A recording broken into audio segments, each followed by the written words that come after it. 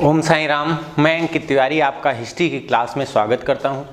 हम लोग 1857 की क्रांति से अपने इस चैप्टर को शुरू कर चुके थे, तो अब हमें पढ़ना था इसका जो स्वरूप था वो कैसे था, हमने किस तरह से विद्रोह किन कारणों से हुआ था उसको समझ लिया था, जिनमें आप सब ने राजनीतिक कारण, धार्मिक कारण, सैनिक कारण, सांस्कृतिक कारण, सामाजिक कारण, आर्थिक कारण, इन सब पर चर्चा कर ली थी। अब इसके बाद हमारे पास जो इसके बाद अगला टॉपिक था, हमने स्वरूप जो देखा था इसका किस तरह से एक तरह से हुआ था, इसका कहाँ कहाँ पर कैसे क्या प्रभाव रहा, उनमें हमने सब क्षेत्रों को लगभग देख लिया था। कुछ एक बचे हैं, उनको हम आज की क्लास में कवर करेंगे। फिर इसके बाद इसके परिणामों पे हम विचार करेंगे, इसके परिणाम कैसे क्या रहे। इसके ऊपर कई सारे लोगों ने अपने तर्क दिए कि ये किस तरह का विद्रोह रहा, उन सब पर भी चर्चा करनी है। इसके ऊपर बुक्स भी बहुत लिखी गई, किताबें, उन किताबों से भी प्रश्न अक्सर पूछ लिया जाता है। मॉडर्न हिस्ट्री में समझ लीजिए बहुत इंटरेस्टिंग और आयोग का सबसे फेवरेट टॉपिक माना जाता है 1857 की क्रांति। इससे एक प्रश्न आपका पक्का है, कोई ना कोई किधर ना कुछ करके पूछ जरूर लेगा, तो इसको इसीलिए बहुत अच्छे से समझना। एक भी प्रश्न अगर इधर से उधर आपने किया तो हो सकता है उसका परिणाम आपको बहुत महंगा भुगतना पड़े, क्योंकि प्रश्न ऐसे इसमें पूछे जाते हैं, कन्फ्यूजन बहुत कह सकते हैं हो सकता है, लेकिन अगर आप इन चीज़ों को बारीकियों से समझेंगे तो कतई कन्फ्यूजन नहीं होगा। चलिए, 1857 में हमने बरेली में, लखनऊ में, कानपुर में, इलाहाबाद में, इसके बाद फिर झांसी में, इन क्षेत्रों के विद्रोहों को देख लिया था। इसके बाद हमारे पास आता है जगदीशपुर,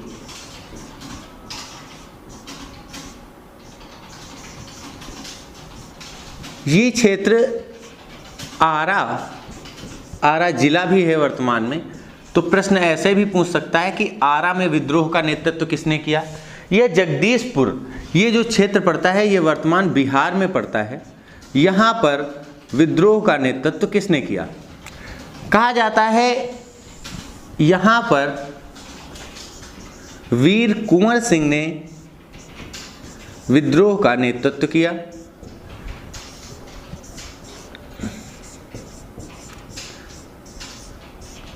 वीर कुंवर सिंह ने अंग्रेजों को 3 बार पराजित किया। इस 1857 की क्रांति के तहत अंग्रेजों को 3 बार पराजित किया इन्होंने। ध्यान से समझना, क्योंकि अभी तक ऐसा कोई आपको देखने को नहीं मिल रहा होगा कि अंग्रेजों को पराजित कर रहा हो। कुंवर सिंह ने अंग्रेजों को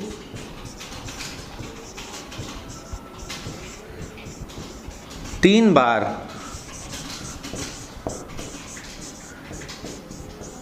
पराजित किया, यानी ये 3 बार अंग्रेजों के ऊपर विजय स्थापित करते हैं। प्रश्न यहां से नहीं बना, प्रश्न बना इसके अगले पॉइंट से कि वो कौन सा एक क्रांतिकारी था जिसकी मृत्यु स्वतंत्र अवस्था में हुई। प्रश्न देखिए, तो यहीं से बन जाता है, जब इन्होंने अंग्रेजों के ऊपर विजय प्राप्त कर ली तो उसी समय कहा जाता है 1858 में इनकी डेथ हो जाती है। इन्होंने 1857 में 2 बार और 1858 में 1 बार विजय प्राप्त की अंग्रेजों के ऊपर। 1858 में जब ये युद्ध जीत गए, विजय पाने के कुछ माह बाद इनकी मृत्यु हो जाती है। तो कहा जाता है स्वतंत्र अवस्था में मरने वाला एकमात्र क्रांतिकारी, स्वतंत्र अवस्था में मरने वाला एकमात्र क्रांतिकारी। पिछली क्लास में आप सबने लखनऊ के विद्रोह को देखा था, जहां आपको पता है हजरत महल ने विद्रोह का नेतृत्व किया, लेकिन अंत में वो भी पराजित हो जाती हैं और नेपाल की ओर निर्वासित हो जाती हैं। फिर इसके बाद में झांसी की रानी का यानी लक्ष्मीबाई का विद्रोह देखा आपने। लक्ष्मीबाई के बारे में भी कहा जाता है कि ये विद्रोह में ग्वालियर में इनकी मृत्यु हो जाती है, और ये झांसी का जब विद्रोह लड़ रही थी तो हीरोज से ये पराजित हो गई थी। पराजित होने के बाद इन्होंने ग्वालियर की तरफ कूच किया और इनकी ग्वालियर में ही डेथ हो जाती है लक्ष्मीबाई की, और वहीं ये दफना दी जाती हैं। तो इस तरह करके ये भी पराजित हुई। फिर इसके बाद में कानपुर में नाना साहब जो पेशवा के उत्तराधिकारी थे, बाजीराव पेशवा के दत्तक पुत्र थे गोद लिए हुए, तो उनको पेंशन नहीं दी गई थी, तो उनको भी क्या किया गया था, अंग्रेजों द्वारा पराजित कर दिया गया था। इसके बाद तात्या तोपे को भी पराजित किया गया और तात्या तोपे को तो फांसी दे दी गई थी, सरेआम फांसी दी गई 1859 में। कई लोगों का तर्क है कि तात्या तोपे को तोप के आगे खड़ा करके उड़ा दिया गया, तो अब है ऐसा कहा गया है तो हम दोनों लोगों के तर्क को मानेंगे। तो ध्यान रखेंगे, तो तात्या तोपे को भी 1859 में मृत्युदंड दिया गया, यानी उनको सबसे एक तरह से कह सकते हैं लास्ट में दिया गया। लेकिन ये एकमात्र क्रांतिकारियों में से थे कुंवर सिंह जिनकी मृत्यु स्वतंत्र अवस्था में हुई, यानी इन्होंने अंग्रेजों को पराजित करने के बाद मृत्यु पाई है और इनके समय इनके क्षेत्र पर अंग्रेजों का आधिपत्य नहीं हो पाया था। तो इस तरह करके ये एक बिहार का क्षेत्र था जहां पर अंग्रेजों को धूल चटाने का काम कुंवर सिंह ने किया था। वास्तव में ये तो थे एक तरीके से जमींदार थे। इनकी ज़मींदारी जब्त कर ली थी अंग्रेज़ों ने। मैंने आपको बताया था कि बॉम्बे में एक इमाम कमीशन गठित हुआ था, 1856 की ये घटना है, जब करीब 20,000 ज़मींदारियों को जब्त कर लिया गया था। बताया गया था उन जब्त करी गई ज़मींदारियों में 20,000 सिर्फ बॉम्बे में जब्त की गई थी। इसके बाद भारत के कई क्षेत्रों में अंग्रेज़ों द्वारा ज़मींदारियों को जब्त किया गया था। उनमें से एक पीड़ित ये भी थे बिहार के कुंवर सिंह, जिन्होंने विद्रोह का बिहार में नेतृत्व किया। इसके बाद कहा जाता है, कई लोगों का तर्क है कि जो विद्रोह रहा 1857 की क्रांति का, वो उत्तर भारत में ही रहा, जैसे बंगाल, बिहार, उत्तर प्रदेश, इसके बाद पंजाब, इन क्षेत्रों पर, हरियाणा, इन क्षेत्रों में ही रहा। दक्षिण भारत इस विद्रोह से पूरी तरह शांत रहा। तो ये तर्क पहले दिया जाता था, पहले क्योंकि ऐतिहासिक साक्ष्य कम मिले थे दक्षिण भारत में, तो इतना तर्क दिया जाता था। लेकिन वर्तमान इतिहासकार इसको नहीं मानते। वर्तमान इतिहासकारों का मानना है, ऐसा दिखाया भी गया कि सतारा महाराष्ट्र में रंगोजी गुप्ते, इनको रंगो बापू जी गुप्ते कहते थे, इनके नेतृत्व में सतारा में विद्रोह किया गया। तो ध्यान रखेंगे, दक्षिण भारत में सतारा में रंगो बापू जी के नेतृत्व में विद्रोह किया गया, यानी दक्षिण भारत में भी विद्रोह बंद नहीं हुए। तो हेडिंग डाल लेंगे, चाहे आप ऐसे लिख लें, दक्षिण भारत में विद्रोह के क्षेत्र। दक्षिण भारत में विद्रोह के क्षेत्र कैसे रहे जरा समझना। सबसे पहला क्षेत्र तो था सतारा, इसका नाम आपने पहले भी सुन रखा है। सतारा के बारे में कहा जाता है ये महाराष्ट्र में है और इस क्षेत्र में रंगो बापूजी गुप्ते, इन्होंने विद्रोह का नेतृत्व किया। महाराष्ट्र क्योंकि वैसे भी जमींदारियां यहाँ पर जब्त की गई थी बॉम्बे के क्षेत्र में, तो वैसे विद्रोह होना तय था, लेकिन इतिहासकारों को कोई साक्ष्य नहीं मिला। लेकिन वर्तमान इतिहासकारों ने सतारा महाराष्ट्र में रंगोजी बापू जी के नेतृत्व में हुए विद्रोह का वर्णन किया है। इसके बाद हैदरा में सोनाजी पंथ नाम के एक व्यक्ति ने विद्रोह किया है। हैदराबाद, इसका नाम आपने पहले सुना होगा, निज़ाम हैदराबाद का ही हुआ करता था। हैदराबाद, यहाँ पर सोना जी, इनके नेतृत्व में विद्रोह हुआ, इन्होंने विद्रोह का नेतृत्व किया। तो ये दो क्षेत्र याद रखना, ये दक्षिण भारत के हैं जहां पर विद्रोह हुआ है। कई लोगों का मानना था कि कई सारे क्षेत्र जैसे दक्षिण भारत को पूर्णतः कहा गया कि विद्रोह में शामिल नहीं हुआ, तो ये तर्क बिल्कुल सही है। पूर्णतः शामिल दक्षिण भारत नहीं हुआ, जिनमें मैसूर की रियासत एकदम शांत रही, तो इन क्षेत्रों में लेकिन दक्षिण भारत में भी विद्रोह हुए। इसके बाद कुछ छुटपुट क्षेत्र और रहे जिनके बारे में विद्रोह के बारे में कहा जाता है, जैसे यूपी का ही एक क्षेत्र पड़ता है उन्नाव, यहाँ पर भी 1857 की क्रांति का नेतृत्व जो था वो राजा राम मोहन राव ने किया। इसको याद करना बहुत आसान है। ये प्रश्न इस तरह नहीं पूछा गया, प्रश्न पूछा गया कौन सा 1857 का क्रांतिकारी था जिसे बूढ़े बरगद के पेड़ में फांसी दी गई। तो ये राजा रामराव बख्श थे जिनको बूढ़े बरगद पर फांसी दी गई थी। ध्यान रखना इनका पूरा ये नाम था। आप सबने एक अभी चर्चा में नाम सुना होगा डोंडिया खेड़ा। ये डोंडिया खेड़ा के ही राजा कहे जाते थे। अभी आप सबने सुना होगा भारत का एक ऐसा क्षेत्र जहां पर सोने के बहुत अकूत भंडार की चर्चा हो रही थी। पिछले 2 साल पुरानी घटना है जिसमें बताया गया था कि इसी क्षेत्र में बहुत सारा सोना गड़ा हुआ है और एक साधु टाइप के व्यक्ति थे शोभन सरकार, उन्होंने बताया था कि हम यहाँ पर सोने को खोद सकते हैं, सरकार को फायदा हो सकता है। तो इस तरह से ये घटना बताया गया कि ये जो सोना है वो राजा रामराव बख्श का ही है। लेकिन ये एक तरह से सत्य घटना थोड़ा कम ही लगती है क्योंकि ये बहुत छोटे क्षेत्र के एक राजा हुआ करते थे। इनके पास इतना अकूत स्वर्ण भंडार होना एक कह सकते हैं कि विश्वास करने वाली घटना नहीं है। तो यहाँ पर राजा राम मोहन राव ने विद्रोह का नेतृत्व किया। इनके बारे में कहा जाता था कि इनके समय में इलाहाबाद से लेकर के बक्सर, इलाहाबाद का इधर का क्षेत्र पड़ता है, 2 बक्सर हैं। एक बक्सर का युद्ध आपने देखा 1764 में हुआ था, याद है। इसके बाद ये क्षेत्र जो बक्सर का पड़ता है ये उन्नाव में पड़ता है, ये गंगा नदी के तट पर पड़ता है। यहीं पर एक बहुत विश्व प्रसिद्ध मंदिर है चंडिका मंदिर कहा जाता है। उस मंदिर के एक तरह से किनारे ही ये बरगद का पेड़ है जहां पर इनको फांसी दी गई। उस बरगद के पेड़ से लेकर के इलाहाबाद तक और बनारस तक जितने भी क्षेत्र पड़ते थे उन सब में अंग्रेजों ने फांसी दी है। बहुत सारे लोगों को इसी क्रम में फांसी दी गई। तो इस तरह करके इनको फांसी दे दी जाती है।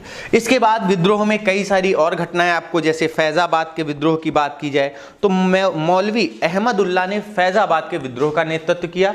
ये ऐसे व्यक्तित्व थे जो कह सकते हैं निस्वार्थ लड़ रहे थे, इनके लिए कोई स्वार्थ नहीं था। मौलवी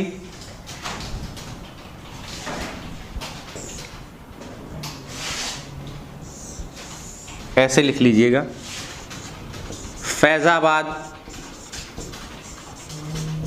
यहां पर मौलवी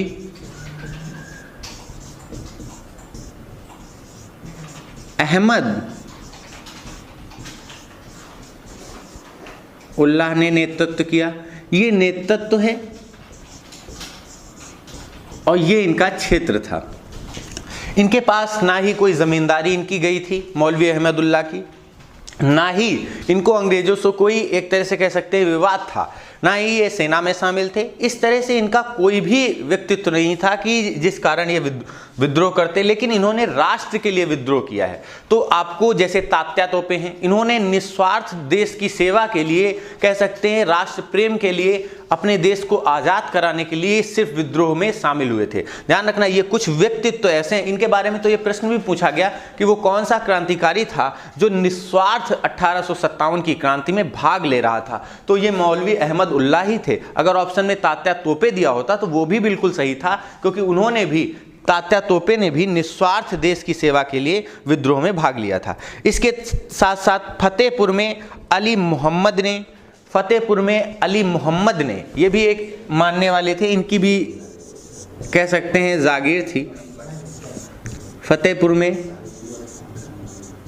मौलवी, इन्होंने विद्रोह का नेतृत्व किया। कहा जाता है मौलवी जो अली मुल्लाह थे, इन्होंने जब विद्रोह का नेतृत्व करने की ठानी तो अंग्रेजों ने इसी समय, मौलवी अली मुल्लाह नाम था इनका, इन्होंने जब विद्रोह का नेतृत्व किया तो अंग्रेजों ने इसी समय इनको कैद कर लिया था। इनके साथ बड़ा ही एक तरह से धार्मिक रूप से गलत व्यवहार किया गया। इनके साथ कह सकते हैं जो इस्लाम में पाबंदी चीज़ थी वो की गई। अंग्रेजों ने इन्हें मदिरा पिलाया, जिस कारण इनकी कहते हैं डेथ हो गई थी। तो इनको अंग्रेजों ने मृत्युदंड नहीं दिया, ये खुद ही एक तरह से मर जाते हैं।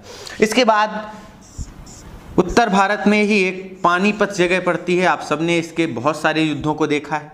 पानीपत के बारे में कहा जाता है यहाँ पर कुछ सूफी संत थे जिन्होंने विद्रोह का नेतृत्व किया। सूफी संतों ने यहाँ पर विद्रोह का नेतृत्व किया। ये क्षेत्र था पानीपत, हरियाणा में। इसके साथ साथ ही हरियाणा का एक और क्षेत्र पड़ता है अहिरवाड़।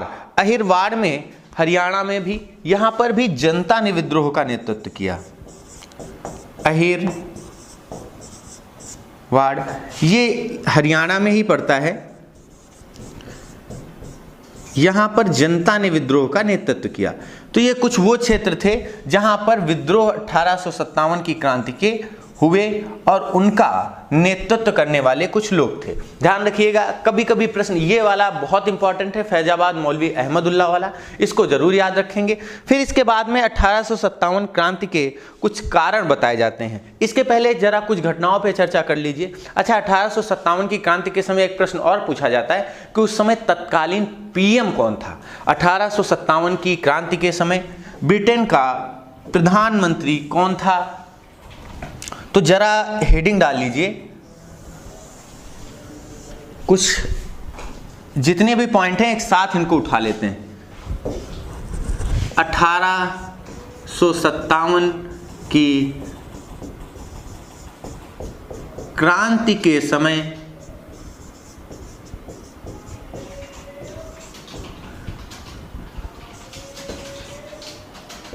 ब्रिटेन एवं भारत, जरा समझना, पूछा जाए 1857 की क्रांति के समय तत्कालीन पीएम कौन थे, तो उस समय के पीएम कौन थे जरा याद रखना, पार्मस्टन पीएम थे। फिर इसके बाद पूछा जाता है 1857 की क्रांति के समय विपक्ष का नेता कौन था, क्योंकि ये आगे चलकर जो विपक्ष का नेता है ये प्रधानमंत्री बनता है। विपक्ष का नेता ये ब्रिटेन का भी प्रधानमंत्री भी बनेगा और इस पर बहुत सारे प्रश्न 1857 की क्रांति के समय पूछे गए हैं। तो बेंजामिन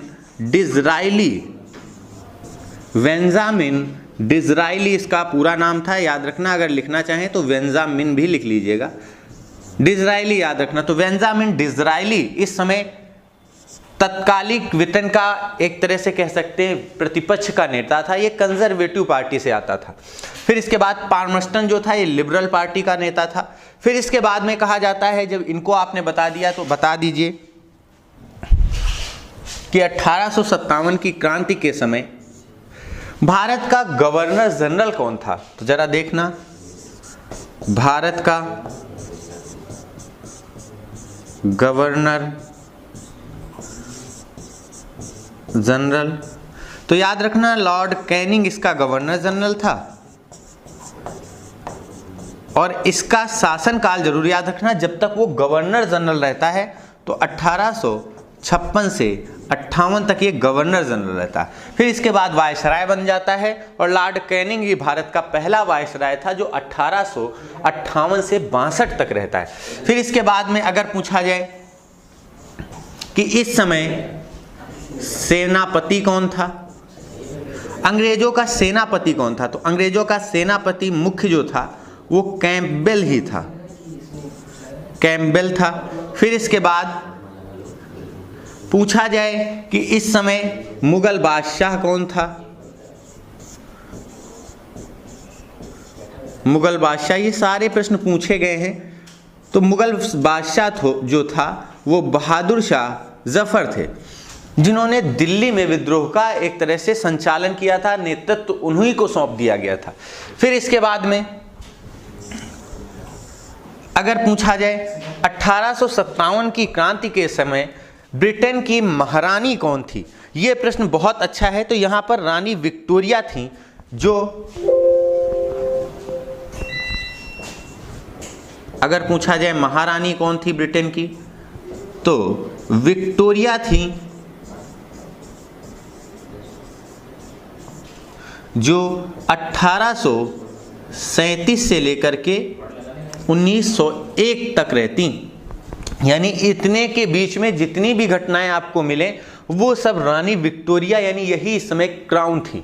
तो इस तरह करके ये 1857 की क्रांति के समय कुछ रहे अंग्रेज और भारतीयों का एक तरह से वर्णन रहा जो इस समय तत्कालीन रूप से शामिल थे। इसके बाद अगर पूछ लिया जाए मराठों में इस समय कौन एक तरह से नेतृत्व कर रहा था, क्योंकि इसके पहले एक बड़ी शक्ति पेशवा रहे थे, तो याद रखना मराठों में अगर पूछा जाए तो पेशवा का उत्तराधिकारी अगर पूछा जाए तो नाना साहब थे। मराठों का नेतृत्व यानी नाना साहब पेशवा के हाथ में ही था। लेकिन ये इस समय कानपुर से विद्रोह का नेतृत्व कर रहे थे, याद रखना। तो इस तरह करके ये था 1857 की क्रांति के समय तत्कालीन भारत के कुछ लोग और ब्रिटेन के कुछ लोग। तो इनको आप ऐसे ही मैप से तैयार कर लेना। फिर 1857 की क्रांति से जुड़े हुए कुछ अन्य घटनाएं, जैसे विद्रोह का किसने क्या वर्णन किया है, तो ये कथनानुसार कुछ चीज़ें पूछी जाती हैं। जैसे कुछ लोगों ने सैनिक विद्रोह कहा, कुछ ने राष्ट्रीय विद्रोह, कुछ ने कहा स्वायत्तता के लिए संघर्ष किया गया, कुछ ने कहा कि ये सिर्फ ईसाइयों के विरुद्ध षड्यंत्र था, कुछ ने कहा मुस्लिमों के खिलाफ मुस्लिमों ने विद्रोह का किया, कुछ ने कहा कि ये सभ्यता और बर्बरता का युद्ध था। तो इस तरह जब जिसने जो कहा है उसको एक बार लिख लीजिए, तो कथन लिख लीजिए 1857 की क्रांति के कथन। तो कथन में जरा सैनिक विद्रोह के बारे में लिख लीजिएगा।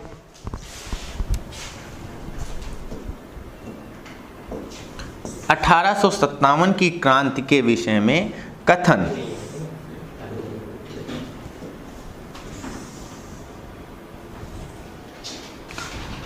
तो अब हेडिंग डाल लेंगे कथन।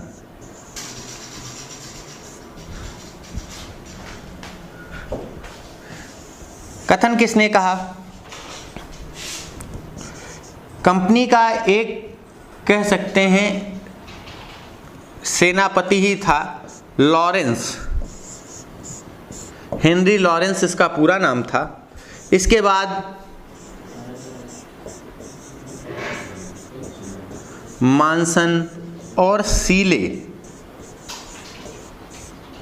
इन्होंने कहा यह विद्रोह सिर्फ सैनिकों ने विद्रोह किया है, ये एक सैनिक विद्रोह है, ऐसा इनका मानना था, क्योंकि सैनिकों ने ही 1857 की क्रांति को शुरू किया है।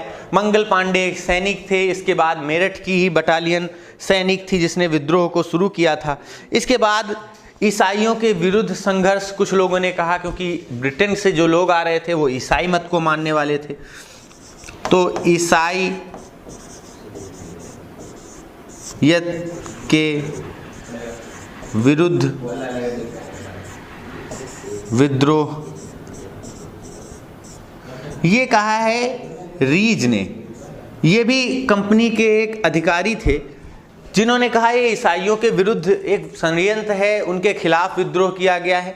क्योंकि आप सब ने पढ़ा था कि 1813 के चार्टर एक्ट के समय ईसाई से जुड़ी हुई मिशनियां भारत आने लगी थी और उन्होंने भारतीय देवी देवताओं का अपमान करना शुरू किया, जिस कारण ऐसा तर्क दिया जाता है। इसके बाद सभ्यता एवं बर्बरता का युद्ध कहा गया। ये युद्ध होम्स ने कहा। यह प्रश्न ऐसे ही पूछा गया है कि 1857 की क्रांति को किसने सभ्यता और बर्बरता का युद्ध कहा है? तो सभ्यता एवं बर्बरता का युद्ध।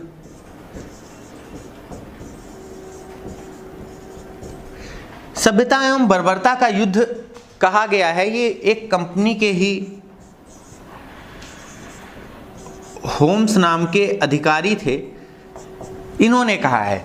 तो इस तरह करके इन्होंने कहा सभ्यता एवं बर्बरता का युद्ध है। कुछ लोगों ने कहा कि कंपनी के एक तरह से ये विद्रोह राष्ट्रीय विद्रोह है, ये विद्रोह ना ही सैनिक विद्रोह है, ना ही ईसाइयत के विरुद्ध विद्रोह है, ना ही सभ्यता एवं बर्बरता का विद्रोह है, ये एक राष्ट्रीय विद्रोह है, यानी इसे करने वाले राष्ट्रीय लोग हैं। संपूर्ण भारत में ये किया गया विद्रोह है, तो इसे राष्ट्रीय विद्रोह कहा गया, यानी पूरा राष्ट्र इसमें शामिल था। ये किसने कहा है? तो ये कहने वाले कई सारे लोग हैं, जैसे ब्रिटेन में प्रतिपक्ष का नेता बेंजामिन डिज़रायली, ये पूछा ही गया है वाक्य में ऐसे ही। डिज़रायली ने कहा है कि ये राष्ट्रीय विद्रोह था क्योंकि वो अपनी कंजर्वेटिव पार्टी को बढ़ावा देना चाह रहा था। उसने तुरंत लिबरल पार्टी के पामस्टन का विरोध करना शुरू किया और भारत नहीं आया, उसने ब्रिटेन से ही ये कह दिया कि ये राष्ट्रीय विद्रोह है। जैसे आजकल लोकसभा में नहीं भाषण दिए जाते, उसी तरह इसने भी दिया था। फिर इसके बाद में अपने यहाँ जो 1857 की क्रांति को लिखने वाले अधिकृत इतिहासकार रहे एसएन सेन, ये प्रश्न पूछा भी गया है, उन्होंने भी इसे राष्ट्रीय विद्रोह ही कहा है। एसएन सेन, इन्होंने भी कहा कि ये राष्ट्रीय विद्रोह है। आगे चल करके आप एक नाम बहुत जोर शोर से सुनने वाले हैं, अशोक मेहता। अशोक मेहता, इन्होंने भी कहा है भैया ये राष्ट्रीय विद्रोह ही था, पूरा राष्ट्र इसमें शामिल था, इन्होंने भी अपनी पुस्तक में ऐसा वर्णन किया है। तो ये थे 1857 के राष्ट्रीय विद्रोह को बताने वाले लोग। इसके बाद कुछ लोगों ने कहा कि ये हिंदू मुस्लिम षड्यंत्र था। ये कहने वाले आउट्रम और ट्रेलर थे। इसके बाद जरा समझना, आउट्रम और ट्रेलर ने कहा ये हिंदुओं और मुस्लिमों ने विद्रोह कर दिया है मिल करके, क्योंकि हिंदू भी इसमें शामिल हैं और मुस्लिम भी शामिल हैं। आउट्रम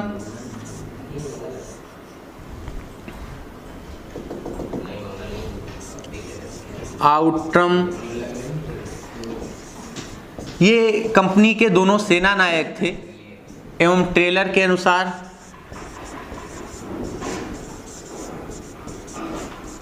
इन्होंने कहा यह हिंदू मुस्लिम षड्यंत्र है, हिंदू मुस्लिम षड्यंत्र है, क्योंकि देखो इसमें सूफी भी भाग ले रहे हैं, मौलवी भी भाग ले रहे हैं, बाकी जितने भी लोग हैं, अली मुल्ला भी भाग ले रहे हैं, अली अहमद भी भाग ले रहे हैं। तो इस तरह कई सारे लोगों ने इसको बता दिया, जिनमें आउट्रम और ट्रेलर ने कहा कि ये हिंदू मुस्लिम षड्यंत्र है। इसके बाद कुछ ने तो हद ही कर दी, इन्होंने सीधे कह दिया कि सिर्फ मुस्लिमों ने ही विद्रोह किया है, तो ये मुस्लिम विद्रोह कहा जाने लगा। ये कहने वाले कूपलैंड थे, ध्यान रखना, कूपलैंड। इन्होंने कहा है कि ये सिर्फ मुस्लिम विद्रोह है, इसमें हिंदुओं ने कम और मुस्लिमों ने अपने धर्म से हो रहे खिलवाड़ के लिए विद्रोह में शामिल हुए, क्योंकि उन्हें सुअर की चर्बी वाले कारतूस क्या नहीं है, पसंद नहीं है, उनके धर्म के साथ ये खिलवाड़ है। इसके बाद हमारे देश में सबसे कह सकते हैं क्रांतिकारियों में अग्रिम श्रेणी में शामिल रहे वीडी सावरकर ने इसके विषय में एक बहुत सुंदर वाक्य कही कि ये प्रथम स्वतंत्रता संग्राम था। आप सब इसके बारे में सुनते भी होंगे। तो वीडी सावरकर, विनायक दामोदर सावरकर इनका पूरा नाम था, वीडी सावरकर। इनके बारे में कहा जाता है ये महाराष्ट्र से संबंधित थे। इन्होंने कहा है कि ये प्रथम स्वतंत्रता संग्राम है, प्रथम स्वतंत्रता संग्राम है, ये याद रखना, ये भी पूछा गया। फिर इसके बाद में सर अहमद ने कहा है, सर सैयद अहमद इनका पूरा नाम था, सर सैयद अहमद खान ने कहा है कि ये सैनिक विद्रोह तथा कुछ क्षेत्रों में जनता ने विद्रोह किया है। तो सर सैयद अहमद के अनुसार लिख लेना, सर, इनका नाम आप बार बार सुनेंगे, सैयद अहमद खान। इन्होंने कहा है कि ये सैनिक विद्रोह था, सैनिक विद्रोह तथा कुछ क्षेत्रों में ये जन विद्रोह भी रहा है, यानी यहां पर जन विद्रोह भी किया गया है। जैसे आपने अहिरवाड़ा हरियाणा की बात की तो वहाँ आम जनता ने विद्रोह का नेतृत्व किया। इस तरह करके जितने भी क्षेत्र रहे, कई सारे क्षेत्रों में आम जनता ने बढ़ चढ़ करके हिस्सेदारी की है इस विद्रोह में। तो ये था विद्रोह के विषय में कहे गए कुछ कथन। इनसे बहुत सारे प्रश्न पूछे गए। अब तार्किक प्रश्न तो यहीं से बनते हैं। अगर कोई प्रश्न आयोग अच्छा पूछना चाहेगा तो एक कथन के लिए वाक्य दे देगा। फिर इसके बाद में 1857 के विद्रोह के विषय में कई सारे कहा जाता है बुकें भी लिखी गई, तो इन बुकों पर भी आपकी चर्चा होनी चाहिए। जैसे वीडी सावरकर की बात ही कर लें तो सबसे पहले फर्स्ट वॉर ऑफ इंडिपेंडेंस यानी प्रथम स्वतंत्रता संग्राम, इस नाम से पुस्तक इन्होंने ही लिखी है, ध्यान रखना। तो यहाँ पर आपको कोई कठिनाई नहीं होगी, यहाँ पर आप याद भी रख सकते हैं। इंग्लिश में फर्स्ट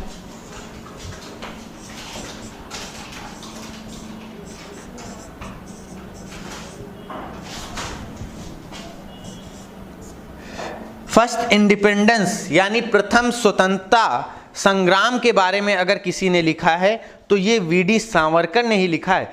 तो ध्यान रखना, फर्स्ट जो था पहला स्वतंत्रता संग्राम, इसके बारे में फर्स्ट वॉर ऑफ इंडिपेंडेंस ऐसे भी आप कह सकते हैं, फर्स्ट वॉर ऑफ इंडिपेंडेंस या प्रथम स्वतंत्रता संग्राम पूछा जाए ये बुक किसने लिखी है, तो ध्यान रखना ये बुक वीडी सावरकर की है।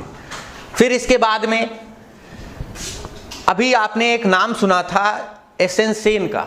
एसएन सेन ने सिर्फ पुस्तक का नाम ध्यान रखना, एसएन सेन। तो ये 1857 सिर्फ ऐसे ही लिखा मिल जाएगा, कहा जाएगा कि ये पुस्तक किसने लिखी, तो आप हमेशा एसएन सेन को ही टिक करिएगा कि 1857 एसएन सेन ने लिखी। फिर इसके बाद में एक प्रश्न यहाँ पर पूछा जाता है, अक्सर कई सारे पेपर में पूछा गया कि 1857 की क्रांति के अधिकृत इतिहासकार कौन थे। तो ये अधिकृत इतिहासकार थे एसएन सेन। एसएन सेन, इनको ही अधिकृत किया गया था, यानी सरकारी इतिहासकार इन्हें ही बनाया गया कि आप इस पर लिखें। तो अधिकृत इतिहासकार, आप बैक ईयर के पेपर उठा करके देखना, ये प्रश्न कई बार पूछा गया कि 1857 की क्रांति के अधिकृत इतिहासकार कौन है, तो आपको ऑप्शन में एसएन सेन ही मिलेंगे और उन्होंने सिर्फ 1857 नाम से एक बुक लिखी है। तो इस तरह करके 1857 और फर्स्ट वॉर ऑफ इंडिपेंडेंस, ये बुक आप दो समझ गए। इसके बाद द ग्रेट रिवोल्ट, ये अशोक मेहता की स्वयं की एक पुस्तक है जिसमें उन्होंने कहा है कि ये एक राष्ट्रीय विद्रोह है। तो अशोक मेहता की जब बात आए, मैं इसे शॉर्ट किए दे रहा हूं, इधर लिख लीजिएगा, दो बुकें आप लिख चुके हैं। इसके बाद द ग्रेट रिवोल्ट यानी महान विद्रोह या एक महान विद्रोह, ये पुस्तक लिखी है अशोक मेहता ने। अशोक मेहता, इन्होंने बताया क्या है, इन्होंने बताया कि ये एक राष्ट्रीय विद्रोह है। इनके तर्कों का भी आप तुरंत रिवीजन करेंगे तो याद हो जाएंगे साथ ही साथ। इसके बाद काजेज ऑफ इंडियन म्यूटनी, ये सैयद अहमद खान ने लिखी है। अभी आपने इनका नाम सुना था, कॉजेज ऑफ इंडियन म्यूटनी, यानी भारतीय विद्रोह के कारण, भारतीय विद्रोह के कारण अगर पूछा जाए तो सैयद अहमद खान, जिन्होंने बताया कि कुछ क्षेत्रों में ये सैन्य विद्रोह था तथा कुछ क्षेत्रों में ये एक आम जनता द्वारा किया गया विद्रोह था। इन्होंने इस पुस्तक का उर्दू वर्जन भी एक तरह से संचालित किया है, जिसको अगर आप उर्दू वर्जन में कभी मान लीजिए पढ़ना चाहते हैं या खरीदना चाहते हैं तो उसमें आपको असवाब ए बगावते हिंद के नाम से ये पुस्तक मिलेगी। ध्यान रखना, असवाब ए बगावते हिंद, इस पुस्तक को ये उर्दू में लिखा गया है, असवाब ए बगावते हिंद, यानी हिंद की बगावत के कारण जो रहे उस नाम से ये पुस्तक इन्होंने लिखी है। इसके बाद कई सारे अन्य इतिहासकारों ने भी इस विषय में अपने जो तर्क हैं वो दिए हैं, जैसे आरसी मजूमदार ने स्पॉय म्यूटनी रिवोल्ट ऑफ 1857 के नाम से लिखा है कि सैनिकों ने विद्रोह कर दिया। तो लिख लीजिए,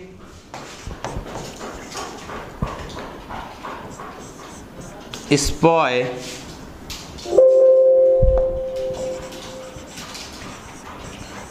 म्यूटनी ऑफ 1857 रिवोल्ट। तो इस नाम से यानी सैनिकों के एक तरह से विद्रोह को इन्होंने बताया, और ये बताया है, ध्यान रखेंगे, आरसी मजूमदार, बहुत अच्छे लेखक माने जाते हैं ये।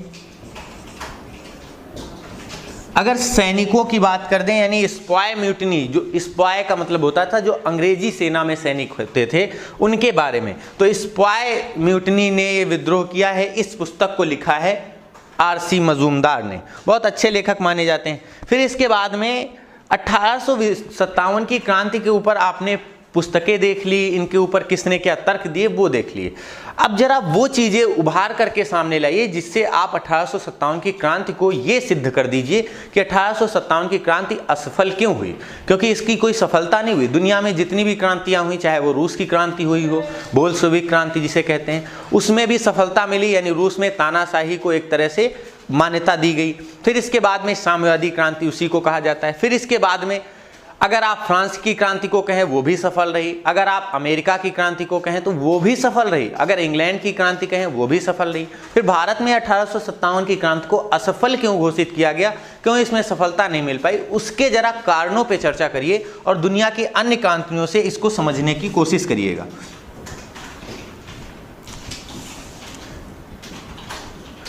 तो हेडिंग डाल लीजिए 1857 की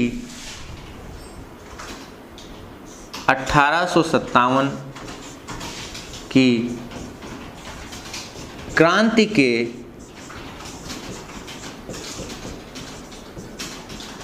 असफलता के कारण। क्यों आखिर ये 1857 की क्रांति जो थी वो असफल हो गई। 1857 की क्रांति के असफलता के कारण में जब बताया जाता है तो पहला कारण तो यही है कि एक अनियोजित थी, कोई योजना नहीं बनी हुई थी।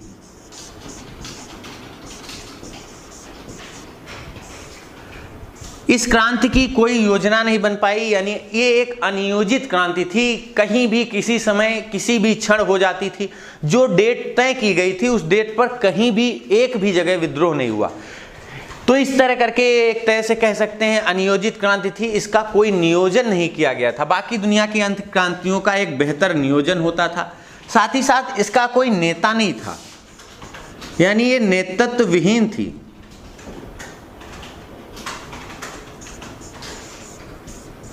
हर अपने अपने क्षेत्र में एक तरह से नेतृत्व कर रहे थे और लड़ रहे थे वो संपूर्ण भारत के शासक से। अब अंग्रेज पूरे भारत में हावी थे, तो नेतृत्व विहीन था, कोई एक नेता इसका नहीं था। चाहे बिहार में देखें तो आपने देखा कुंवर सिंह को, अगर उत्तर प्रदेश में देखा जाए तो उत्तर प्रदेश में झांसी में लक्ष्मीबाई, लखनऊ में हजरत महल, इसके बाद कानपुर में नाना साहब, तात्या तोपे। तो इस तरह करके इनका एक नेतृत्व नहीं था। अभी तक कोई कंफर्म नहीं हो पाया कि कौन कहाँ पर नेतृत्व कर रहा है। फिर इसके बाद में कहा जाता है कि इसकी कोई रणनीति भी नहीं तय थी कि कब कहाँ कैसे एक तरह से विद्रोह होगा, इसके बारे में कहीं कोई चर्चा नहीं होती थी। तो ये रणनीति भी इसकी एक नहीं थी। तो यहाँ पर आप ये भी लिख सकते हैं कि रणनीति नहीं थी।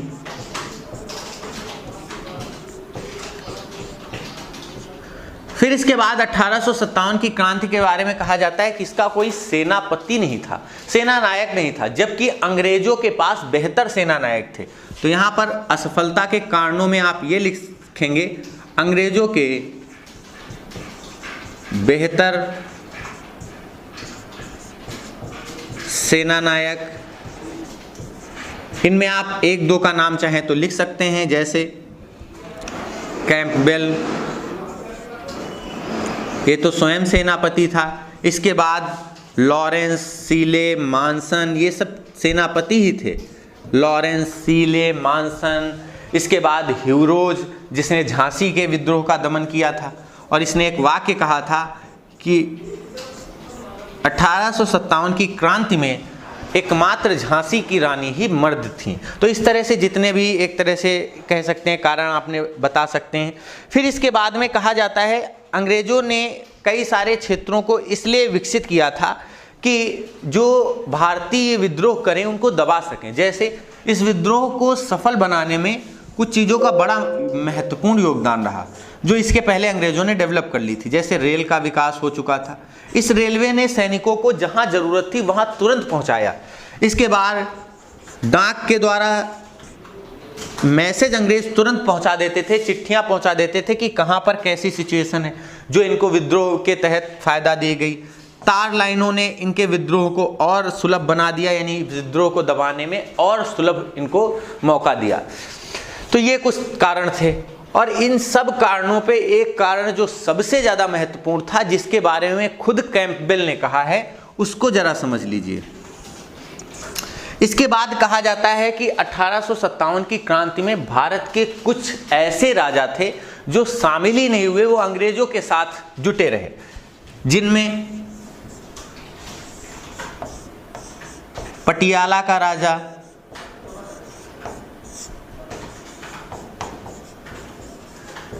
और आपके पेपर में प्रश्न रखा हुआ मिलेगा कि भोपाल की जो बेगम थी, तो भोपाल भी इसमें शामिल नहीं हुआ था। भोपाल की बेगम ने भी अंग्रेजों का साथ दिया था। और ये कैंपबेल का वाक्य है कि अगर पटियाला और भोपाल के राजाओं ने, अगर पटियाला और भोपाल के राजाओं ने विद्रोहियों का साथ दे दिया होता तो हमें 1857 की क्रांति के समय ही अपना बोरिया बिस्तर बांधना पड़ जाता। ये वाक्य कैंपबेल का है, ऐसे ही समझ लीजिए।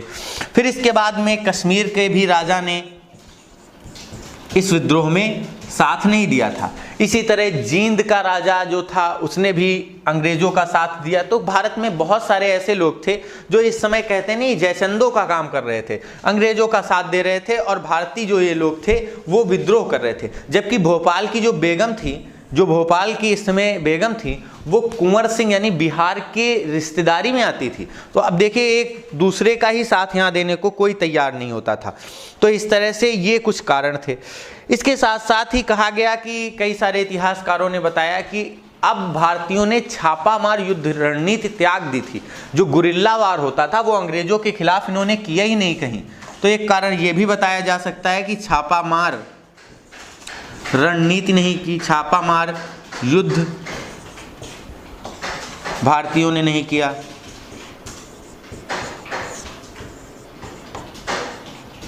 छापामार युद्ध नहीं किया भारतीयों ने, जिस कारण कह सकते हैं कि ये एक युद्ध जो था वो हार गए भारतीय, यानी ये क्रांति असफल हो गई। इसके साथ साथ ही कहा जाता है कि इसमें भारत का पढ़ा लिखा जो वर्ग था, यानी जो मिडिल क्लास लोग थे, उन्होंने साथ ही नहीं दिया। तो यहाँ पर कह सकते हैं आप मध्य वर्ग उदासीन रहा, मध्य वर्ग उदासीन रहा, यानी इसने 1857 की क्रांति में कोई सहयोग नहीं दिया। तो इस तरह करके 1857 के कुछ असफलता के प्रमुख कारण थे जिनको आपने समझ लिया।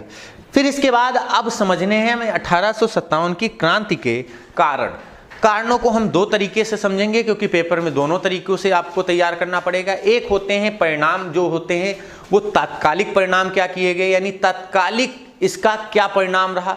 इसके बाद कुछ परिणाम थे दूरगामी, यानी बाद में इसके क्या रिजल्ट आए 1857 की क्रांति के, उनको आपको समझना है।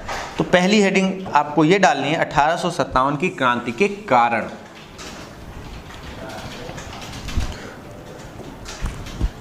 एक बार अच्छे से समझ लीजिए, नोट्स बना लीजिए, दोबारा कभी ये पढ़ने को आपको ना पड़े, बस यही मेरा उद्देश्य है।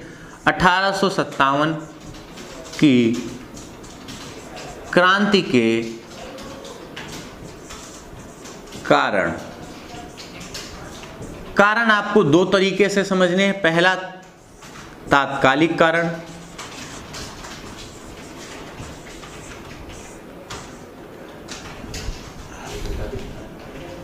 यहां पर कारण से अच्छा है हेडिंग डाल लीजिएगा 1857 की क्रांति के परिणाम। तात्कालिक परिणाम क्या रहे, इसके साथ साथ ही दूसरा परिणाम इसका दूरगामी क्या रहे, दूरगामी परिणाम। तो पहली हेडिंग आप देख लीजिएगा तात्कालिक कारण। तात्कालिक कारण, तात्कालिक इसके कारण क्या थे जरा समझना। सबसे पहला तात्कालिक कारण तो ये था, जो भारत का गवर्नर जनरल होता था, गौर से समझिएगा, भारत का गवर्नर जनरल था, वो अब समाप्त कर दिया गया पद, अब उसको नाम दिया गया वायसराय का। इसके साथ साथ ही गवर्नर जनरल जो अभी तक कंपनी के अधीन हुआ करता था, अब वायसराय ये ब्रिटेन की संसद के प्रति, यानी अब वो क्राउन के प्रति जिम्मेदार होगा। तो ध्यान से समझना, जो शासन था, तात्कालिक कारण क्या हुआ, शासन कंपनी के हाथों से निकलकर, कंपनी के हाथों से निकलकर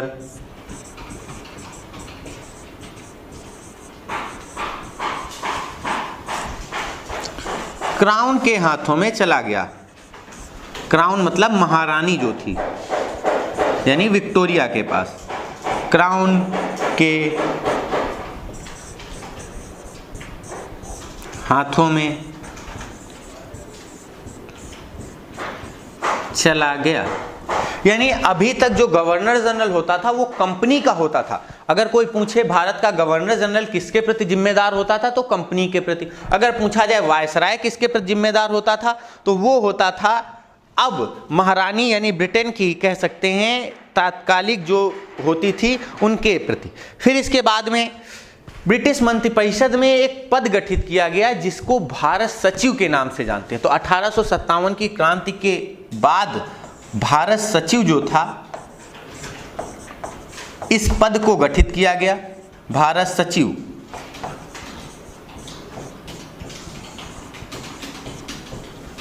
ये जो था भारत सचिव, ये ब्रिटेन की मंत्रिपरिषद के प्रति जिम्मेदार था, ब्रिटेन की मंत्रिपरिषद के प्रति जिम्मेदार था। ब्रिटेन की मंत्रिपरिषद के प्रति यह क्राउन जिम्मेदार हुआ करता था। इसकी सहायता के लिए, इस यानी भारत सचिव की सहायता के लिए एक कहा जाता है कि 15 सदस्यीय समिति गठित की गई। यानी इसकी सहायता के लिए जो ब्रिटेन में एक सचिव गठित किया गया, भारत का सचिव, इसकी सहायता के लिए 15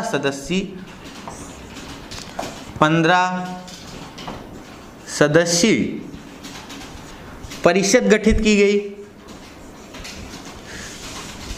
अभी तक आपने 3 चीजों को पढ़ा था। एक था गवर्नर जनरल की सहायता करने के लिए परिषद, जिसमें शुरुआत में 4 थे, फिर 1884 में 3 बचे, फिर आगे चलकर 1833 में अस्थायी तौर पर विधि सदस्य को शामिल किया गया, यानी मैकाले को शामिल किया गया। फिर 1800 आगे चलकर 53 में इसे विधि सदस्य को मान्यता स्थायी तौर पर दे दी गई, यानी अब परिषद में 4 सदस्य।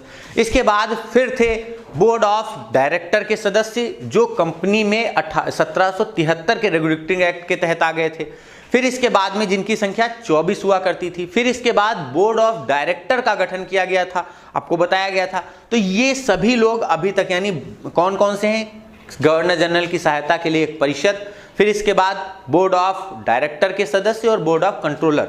ये अब सदस्य जो गठित हुए, यानी 15 सदस्यीय परिषद जो गठित हुई, ये चौथी एक परिषद थी जो भारत के सचिव की सहायता के लिए गठित की गई थी और ये ब्रिटेन में गठित की गई थी। ध्यान से समझना, इसके सदस्यों का चुनाव किस तरह किया जाता था जरा समझना। इसमें कहा जाता था कि जो 7 सदस्य होंगे वो क्राउन स्वयं चुनेगा। ध्यान से समझना, ये क्राउन चुनेगा। फिर इसके बाद जो इसके बचे हुए 8 सदस्य हैं, उनको, इन 8 सदस्यों को बोर्ड ऑफ डायरेक्टर यानी वायसराय, इसके पहले गवर्नर जनरल होता था, तो वायसराय जो है वो उसकी परिषद बोर्ड ऑफ डायरेक्टर के लोग चुनेंगे। तो 8 सदस्य, इनका चुनाव करेगा कौन? Board of director.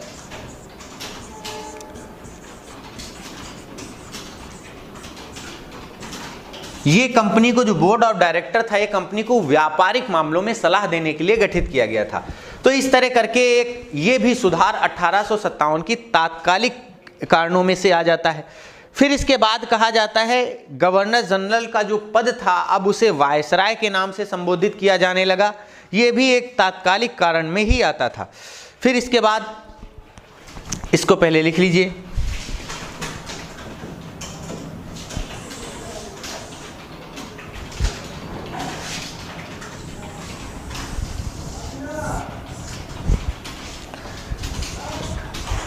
गवर्नर, ये भारत का गवर्नर जनरल था, इसको याद रखिएगा, क्योंकि अब ये बंगाल का गवर्नर जनरल नहीं है, तो पूरा लिख लीजिए। भारत के गवर्नर जनरल को वायसराय का पदनाम मिला। याद रखना, ये जो गवर्नर जनरल होता था ये कंपनी के प्रति जिम्मेदार होता था और जो वायसराय था ये क्राउन के प्रति जिम्मेदार था। ये प्रश्न पूछा गया कि वायसराय किसके प्रति जिम्मेदार है, तो ये क्राउन के प्रति जिम्मेदार होता था। फिर इसके बाद 1858 में ही विक्टोरिया का एक पत्र पढ़ा गया। ये पत्र 1 नवंबर 1858 को इलाहाबाद में पढ़ा गया था। जरा समझना, 1857 की क्रांति के बाद 1 नवंबर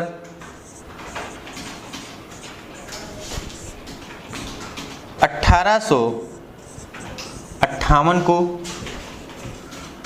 विक्टोरिया का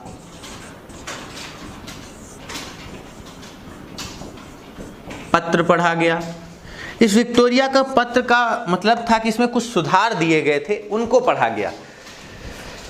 कहा जाता है क्योंकि इस समय ये जो पत्र जो पढ़ा गया था, ये याद रखना इलाहाबाद में पढ़ा गया था, क्योंकि राजधानी 1857 की क्रांति के समय अस्थायी तौर पर इलाहाबाद की ओर ट्रांसफर कर दी गई थी। तो ये भी तात्कालिक कारणों में आप लिख सकते हैं कि इलाहाबाद इस समय राजधानी बनाई गई, राजधानी, लेकिन ये अस्थायी थी, स्थायी राजधानी नहीं थी। अस्थायी राजधानी इलाहाबाद बनाई गई और यहीं पर विक्टोरिया का ये जो पत्र था ये कैनिंग द्वारा पढ़ा गया था, ध्यान रखना, क्योंकि यही तो इस समय गवर्नर जनरल था। कैनिंग ने इसे पढ़ा था, ध्यान रखेंगे। इसके साथ साथ ही पत्र को पढ़ते हुए कैनिंग के द्वारा कई सारे इसमें विक्टोरिया के जो सुझाव थे वो घोषित किए गए। जैसे सबसे पहला जो सुधार था वो ये कि अब रियासतों को विलय नहीं किया जाएगा, यानी जो रियासतें मैंने आपको बताया था डलहौजी की राज्य हड़प नीति के तहत साम्राज्य में मिला ली गई थी, अब उनको मिलाया नहीं जाएगा। तो रियासतों के विलय पर प्रतिबंध लग गया, क्योंकि अंग्रेजों को समझ में आ गया कि शायद हो सकता है कि इसी कारण से विद्रोह हुआ है। फिर इसके बाद में ये राजनीतिक कारणों में आपने समझा भी था कि क्यों आखिर ऐसा अंग्रेजों ने जब किया तो उसका एक परिणाम उनको मिला। फिर इसके बाद में कहा जाता है कि इसी समय अंग्रेजों ने जो दत्तक पुत्र को गोद ना लेने वाली परंपरा थी, यानी उनको उत्तराधिकारी नहीं बनाया जाएगा, उसको भी खत्म कर दिया। यानी अब दत्तक पुत्र को अपना उत्तराधिकारी बना सकते हैं, दत्तक पुत्र उत्तराधिकारी बन सकता है, उत्तराधिकारी बन सकता है। जैसे झांसी की रानी ने एक पुत्र को गोद लिया था, इसी तरह हजरत महल ने ब्रिटिश कदर के रूप में जो शासन किया। इसके बाद नाना साहब पेशवा को पेंशन नहीं दी गई, ये भी एक दत्तक पुत्र ही थे, बाजीराव के गोद लिए हुए। तो इन सब लोगों को अब अधिकार दिया गया कि नहीं ठीक है, अब ऐसे लोगों को मान्यता दी जाएगी। लेकिन ध्यान रखेंगे बाजीराव जो पेशवा का उत्तराधिकारी था, नाना साहब पेशवा, इनकी डेथ हो गई थी, इनको एक तरह से इनकी भी हत्या हो गई थी, तो उनको तो अब अधिकार मिले नहीं। लेकिन यहाँ पर जो कॉन्सेप्ट ये है कि अब दत्तक पुत्रों को मान्यता अंग्रेजों ने देनी शुरू कर दी। इसके साथ साथ ही कहा जाता है इस समय कई अन्य सुधार भी किए गए, जैसे जो मेरठ में तोपखाना था उससे भारतीयों को हटा दिया गया, यानी जितने भारतीय सैनिक थे, क्योंकि मेरठ में आपको बताया गया था क्रांतिकारियों ने 10 मई को क्या किया था, विद्रोह को शुरू कर दिया था। यहाँ पर तोपखाना होता था अंग्रेजों का, तो मेरठ के तोपखाने से इनको भारतीयों को हटा दिया गया। मेरठ से भारतीय सैनिकों को हटा दिया गया।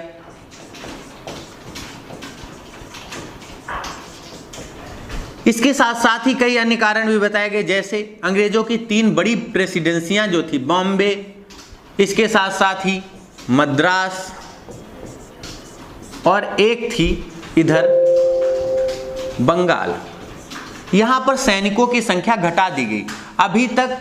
अभी तक बंगाल और अवध से अकेले 60% सैनिक आते थे। इसके बाद बंगाल आता था दूसरे नंबर पर, जहां पर अंग्रेजी सेना में सबसे ज्यादा सैनिक भर्ती किए जाते थे। तो यहां पर सैनिकों की संख्या घटाई गई। बंगाल में सैनिकों का अनुपात 1:2 कर दिया गया, यानी 2 अगर भारतीय होंगे और उनके ऊपर 1 ब्रिटिशर्स होगा। पहले ये अनुपात कुछ ज्यादा होता था, फिर इसके बाद बॉम्बे और मद्रास में ये अनुपात 1:3 कर दिया गया कि अब अंग्रेजों के जो सैनिक होंगे वो 3 होंगे और भारतीयों के सैनिक होंगे वो 1 होंगे। तो इस तरह करके एक अनुपात बनाया गया। यहाँ पर ध्यान रखना, ये ब्रिटिशर्स हो गए और ये इंडियन हो गए। तो इस तरह करके यहाँ पर एक ये अनुपात मिल गया। ये सैनिकों का था, ये भी 1857 की तात्कालिक क्रांति का एक परिणाम था, जो कारण था तात्कालिक था। इसके साथ साथ ही 1857 की क्रांति के तहत ही आगे चल करके अब अंग्रेजों ने प्लान कर लिया कि अब जो विस्तार किया जाएगा अब जो विस्तार किया जाएगा वो बंद कर दिया जाएगा, लेकिन अब भारतीयों का आर्थिक आधार पर शोषण किया जाएगा। यानी 1857 की क्रांति के बाद अब भारतीयों का क्षेत्रीय विस्तार तो नहीं होगा भारत में अंग्रेजों का, लेकिन अब आर्थिक शोषण होगा। इस शोषण के तहत ही 1861 में इंडियन काउंसिल एक्ट लागू किया गया। ध्यान रखना, 1861 में इंडियन काउंसिल एक्ट, ये 1861 में भारत आता है। इंडियन काउंसिल एक्ट 1861, इसको हम 1861 में इंडियन काउंसिल एक्ट लागू किया गया। इंडियन काउंसिल एक्ट, ये लागू किया गया 1861 में। इसको अलग से आप देखेंगे। फिर इसके बाद में 1861 में ही एक आईसीएस एक्ट आया। ये बड़ा ही अपने आप में कह सकते हैं विवादों का विषय रहा, 1861 का आईसीएस का जो एक्ट था। फिर इसके बाद में ही 1861 में ही मैकाले द्वारा 1861 में ही मैकाले द्वारा आईपीसी का निर्माण किया गया। ध्यान से सुनना, 1861 में इंडियन पीनल कोड, जिसे आईपीसी के नाम से जाना जाता है, ये मैकाले ने तैयार किया। ये विधि सदस्य था, आपको बताया गया था, ये कानूनी सदस्य था जब 1833 में इसे अस्थायी तौर पर शामिल किया गया और बाद में इसे स्थायी मान्यता 1853 में मिली थी। तो विधि सदस्य के रूप में मैकाले ने इंडियन पीनल कोड का निर्माण किया। इसके बाद कहा जाता है कि मैकाले द्वारा 1861 में आईपीसी को एक तरह से तैयार किया गया, तो इसमें एक कारण मेन ये था कि अब भारतीयों को किसी भी तरह से कानूनी आधार पर दबा दो, यानी दंडित करो उनको। इसके बाद 1800 कहा जाता है 60 में, 1860 में वायसराय को एक अध्यादेश जारी करने की शक्ति दी गई। ये बहुत कह सकते हैं निर्दयी कानून था जिसको भारतीयों ने खूब विरोध किया है। 1860 में अध्यादेश जारी करने का आदेश, जारी करने का आदेश दे दिया। ये आदेश क्या था? वर्तमान में भी अगर आप अध्यादेश को देखना चाहते हैं तो इसे भारतीय संविधान के अनुच्छेद 123 के तहत देखते हैं। अध्यादेश क्या होता है? जब बताया जाता है संसद के दोनों सत्र ना चल रहे हों और कानून बनाना बहुत जरूरी हो, तो वर्तमान की ये कंडीशन है कि जब कानून बहुत जरूरी हो बनाना और संसद के सत्र ना चल रहे हों, गौर से समझना, तब राष्ट्रपति द्वारा इस अध्यादेश को जारी किया जाता है। इसको जारी करना एक तरह से कहते हैं कानून की तरह ही होता है और उसका पालन भी कानून की तरह ही कराया जाता है। और ये संसद का सत्र जिस दिन दोनों सत्र शुरू हो जाते हैं उसके 6 सप्ताह तक वैलिड होता है, 6 सप्ताह तक।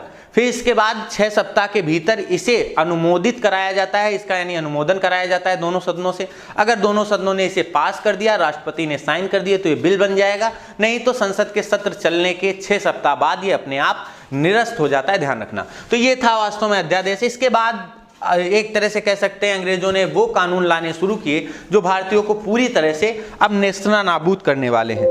कहा जाता है गवर्नर जनरल की परिषद में एक वित्त सदस्य को इसी समय शामिल किया गया, यानी 1861 के इंडियन काउंसिल एक्ट जो आया था उसी में वित्त सदस्य को 5वें नंबर पर शामिल किया गया। ये वित्त सदस्य होता था। अभी तक 4 होते थे, जिनमें चौथा जो था विधि सदस्य था, यानी कानून मंत्री जिसे मैकाले कहा गया, ये वित्त सदस्य होता था। और इसमें चार्ल्स विल्सन को नियुक्त किया गया। नाम याद रखना, ये जो वित्त सदस्य था यानी आर्थिक मामलों में अब ये सलाह देगा, ये मंत्री की तरह होता था वित्त सदस्य, यानी 5वें नंबर पर इसे नियुक्त किया गया। फिर इसके बाद इसी के समय पोर्टफोलियो जो सिस्टम था वो लागू किया गया, यानी जो एग्जीक्यूटिव के काउंसिल के सदस्य थे, जो उसकी कार्यकारी परिषद के सदस्य थे, उनको सबको कोई ना कोई विभाग दे दिया गया। जैसे चार्ल्स विल्सन को वित्त विभाग मिल गया, मैकाले को विधि विभाग मिल गया। तो यहाँ पर अब इसी के तहत यानी अब 1857 की क्रांति के तात्कालिक कारणों में आप एक और लिख लेना कि पोर्टफोलियो सिस्टम जो था वो लागू हो गया।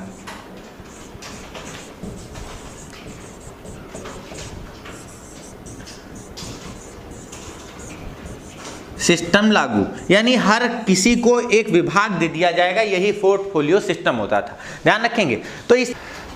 तो ये था वास्तव में कुछ तात्कालिक कारण। अब जो दूरगामी कारण है इनको हम अगली क्लास में समझेंगे। तब तक के लिए आप इतना तैयार करिए, बहुत अच्छे तरीके से आप समझिएगा 1857 की क्रांति के इन तात्कालिक और दूरगामी कारणों को। चलिए इतना तैयार करके आइए। Okay, thank you, best of luck all of you.